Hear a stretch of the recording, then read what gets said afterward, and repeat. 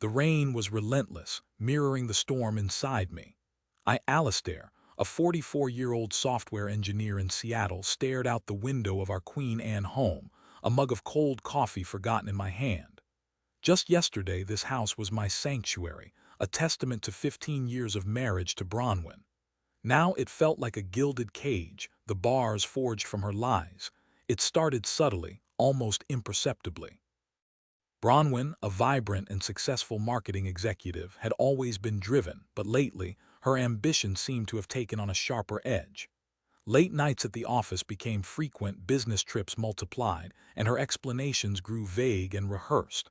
I chalked it up to the pressures of her job, always the supportive husband, never suspecting the rot that was festering beneath the surface. Then came the phone calls.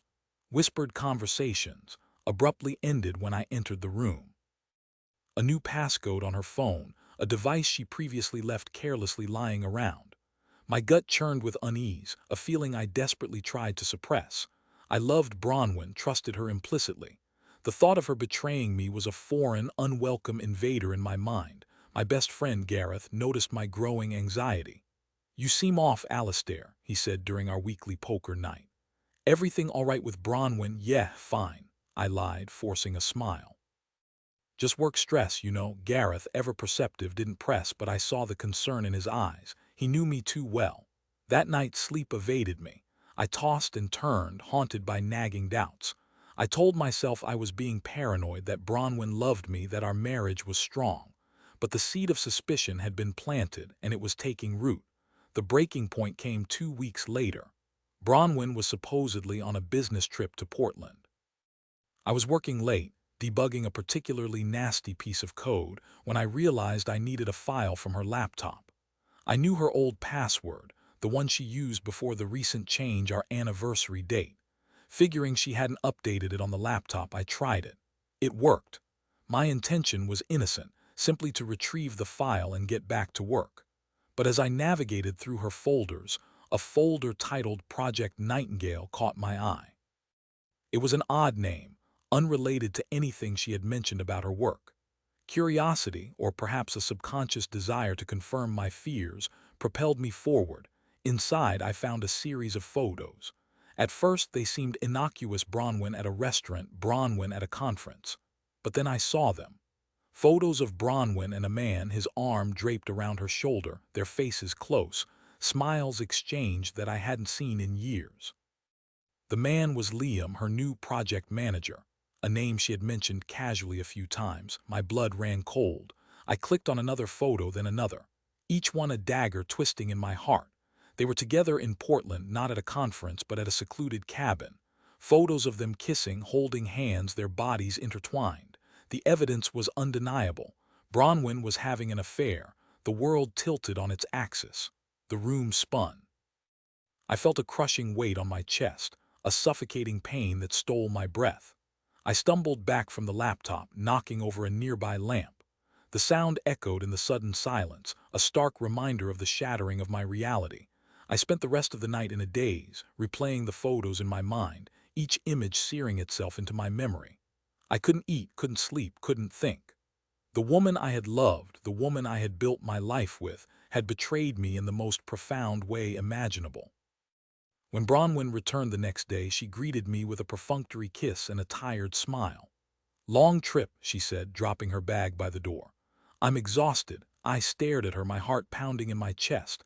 How could she be so casual, so normal after what she had done? "We need to talk," I said, my voice trembling. She frowned. "Can it wait, Alistair? I really need to rest." "No, it can't wait," I said, my voice rising. "I know about Liam." I saw the photos. Her face paled. The practiced composure vanished, replaced by a look of fear and guilt. "Alistair, I interrupted, holding up my hand. I don't want to hear your excuses, your lies. Just tell me, is it true?" She hesitated, then nodded, tears welling up in her eyes. "Yes," she whispered, "it's true." The confession, though expected, hit me like a physical blow. I felt a surge of anger, a burning rage that threatened to consume me. "How could you?" I roared. "How could you do this to me?" "To us, I don't know," she sobbed. "It just happened. I didn't mean for it to go this far." "Mean for it to go this far?" I repeated, my voice laced with sarcasm. You were having an affair, Bronwyn. You were sleeping with another man. How much further did you think it would go? She sank to the floor, burying her face in her hands. I'm so sorry, Alistair. I love you. I don't want to lose you. Her words were meaningless, empty platitudes that offered no comfort. The trust was broken, the foundation of our marriage shattered beyond repair.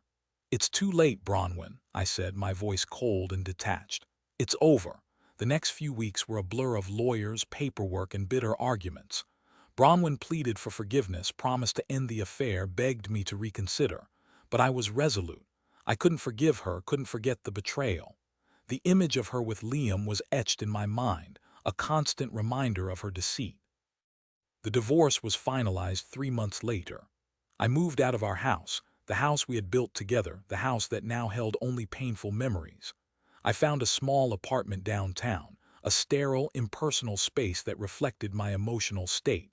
I threw myself into my work, seeking solace in the familiar logic of code. But even that couldn't completely distract me from the pain. I missed Bronwyn, not the woman she had become, but the woman I thought she was. I missed our laughter, our shared dreams, our life together.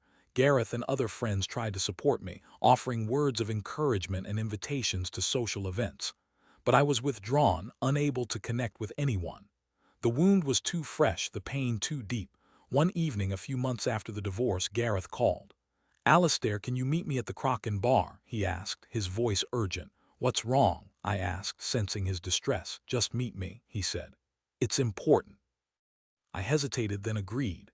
I needed a distraction, even if it was just for a few hours. When I arrived at the bar, Gareth was already there nursing a beer. He looked grim. "What's going on?" I asked, sliding into the booth. Gareth took a deep breath.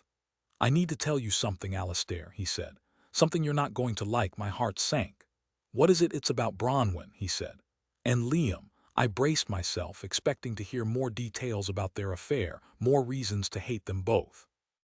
"They're gone, Alistair," Gareth said, his voice low. "They were in a car accident last night, both dead." The words hung in the air, heavy and surreal. I stared at Gareth, unable to comprehend what he had just told me. "Dead," I repeated, my voice barely a whisper.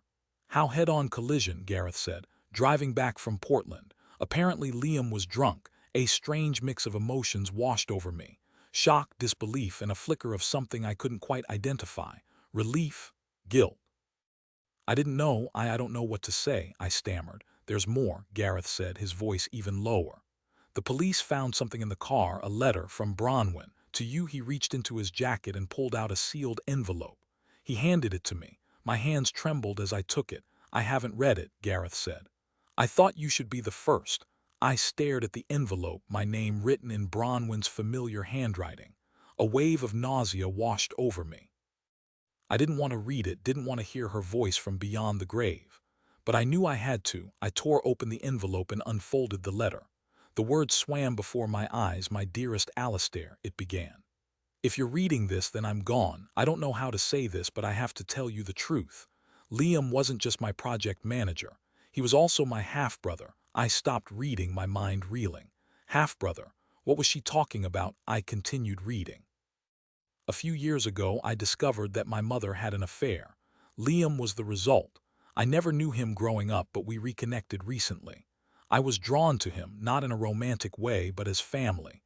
I know this will sound crazy, but I felt a connection with him that I never felt with anyone else. I kept it a secret from you because I knew you wouldn't understand. I was afraid of what you would think." I scoffed. Afraid of what I would think. She had lied to me, betrayed me, and now she was trying to justify it with this ridiculous story. "The trip to Portland wasn't a romantic getaway," the letter continued. "We were meeting with our mother, trying to mend fences. I know the photos looked incriminating, but I swear there was nothing inappropriate between us. I loved you, Alistair, I always have. I never wanted to hurt you." I read the letter again and again, searching for some sign of truth, some glimmer of sincerity. But all I felt was confusion and anger. Was this the truth? Or was it just another lie, a final attempt to manipulate me from beyond the grave? I looked at Gareth, his face etched with concern. "I don't know what to believe," I said, my voice cracking. Gareth shook his head. "I don't know either, Alistair, but I do know one thing: you deserve to be happy. Don't let this consume you." I nodded, but his words offered little comfort. The truth, it seemed, was a slippery thing, always just out of reach. Bronwyn was gone, taking her secrets with her. I was left with nothing but questions and doubts. I spent the next few years trying to piece my life back together. I continued working, slowly regaining my passion for software engineering. I started exercising, taking long walks along the Seattle waterfront. I even tried dating, but nothing felt right. The shadow of Bronwyn's betrayal still lingered, making it difficult to trust anyone. One day, I was clearing out some old boxes in my apartment when I came across a photo album. It was filled with pictures of Bronwyn and me, from our early days of dating to our wedding day to our travels around the world. I sat down and started flipping through the pages, a bittersweet smile on my face. As I turned one page, a small piece of paper fell out. I picked it up and unfolded it. It was a receipt from a jewelry store, dated a few weeks before our wedding.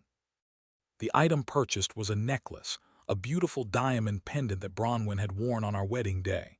I remembered how much she loved that necklace, how she always wore it on special occasions.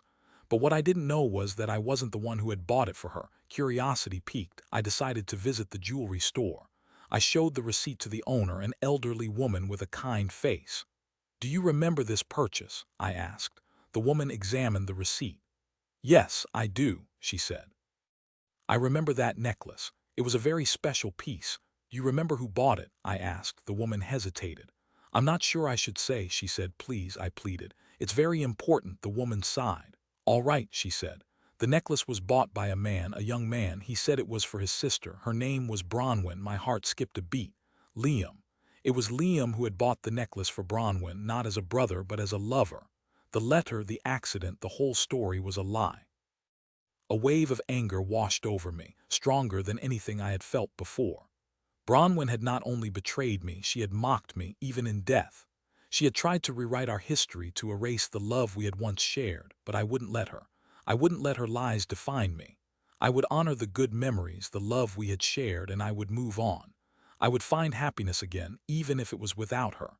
I left the jewelry store, a sense of clarity washing over me. The pain was still there, but it was no longer all-consuming. I had faced the truth, no matter how ugly, and I had survived. I was stronger than I thought, more resilient than I knew. I walked down to the waterfront, the sun shining on my face. I took a deep breath, the salty air filling my lungs. I was free. Free from Bronwyn's lies, free from the pain of betrayal. I was ready to start a new chapter, to find love again, to build a life filled with happiness and truth. The rain had stopped. The sun was shining, and for the first time in a long time I felt a glimmer of hope. A few years later I met Alara, a graphic designer with a warm smile and a kind heart. We fell in love, slowly and cautiously, building a relationship based on trust and honesty.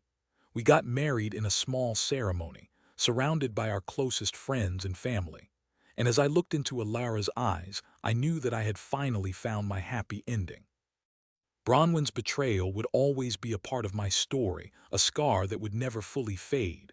But it would not define me. I had learned from my pain, grown from my suffering, and emerged stronger and wiser. I was Alistair, a survivor, a lover, a man who had found happiness again against all odds, and that, I realized, was the greatest revenge of all.